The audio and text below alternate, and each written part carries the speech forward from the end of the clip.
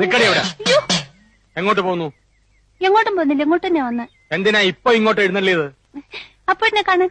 എന്തിനാ എന്നെ കാണുന്നത്? അതപ്പോഴെന്നെ അറിയത്തില്ലേ? എന്നിട്ടാണോ സുമതി കുഞ്ഞമ്മയുടെ മോൻ അശോക മേനവന് മാറ്റി നിനക്കൊരു ഇത്? കബഡി മത്സരത്തിൽ അവൻ എങ്ങനെയോ ജയിച്ചെന്ന് കണ്ടപ്പോ നീ ഇവിടെ കിടന്ന് ഉറഞ്ഞു തുള്ളുന്നുണ്ടല്ലോ. ജയിക്കുന്നവരാരായാലും ഒരു അഭിനന്ദിക്കുന്നതിൽ എന്താ തെറ്റ്? അന്യനൊന്നും അല്ലല്ലോ, അതും എന്റെ അമ്മായിയുടെ മോൻ തന്നെയല്ലേ. അത്രയ്ക്കും ഇഷ്ടമാണെങ്കിൽ നിനക്ക് അവനെ തന്നെ കെട്ടിയാ പോരെ? ഇഷ്ടമുള്ളവരൊക്കെ എല്ലാരും കെട്ടല്ലേ? നിങ്ങൾ നേരെ നോക്കിയാ കീരിയും പമ്പും പോലാണല്ലോ. നീ എന്തിനാ രമേന്തി അവനെ ദേഷ്യം പിടിപ്പിക്കുന്നേ?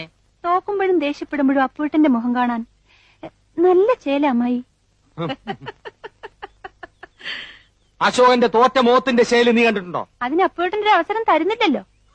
എന്നാ കാവിലെ പാട്ട് മത്സരത്തിന് നീ വാ, അവന്റെ തോറ്റ മോന്തയുടെ ക്ലോസപ്പ് കാണാം. ചുമ്മാ തങ്ങിയെന്ന് തോറ്റാ പോരെ, അതിന് ഈ വീരവാദം വേണോ? ചുമ്മാ തങ്ങിയെന്ന് തോറ്റാ പോരേന്ന്. നീ അവനെ അങ്ങനെ അങ്ങ് മോശക്കാരനാക്കാൻ പറ്റും വേണ്ട. മനസ്സിലത്തി പാടാമെങ്കിൽ പുഷ്പം പോലെ ജയിക്കാവുന്നതേ ഉള്ളൂ, അല്ലേ മോനെ? അപ്പോട്ടാ, അപ്പോട്ടിനോട് സ്നേഹം ഉള്ളോണ്ട് പറയാ, കാവിലെ മത്സരത്തിലെങ്കിലും അശോകേട്ടനെ തോപ്പിച്ചോണം. അതിലും തോറ്റിട്ട് അടുത്ത മത്സരത്തിൽ എടുത്തോളാന്ന് പറയാൻ ഈ വർഷം വേറെ മത്സരങ്ങളൊന്നും ഇല്ല. അടുത്ത വർഷം ഉണ്ടല്ലോ.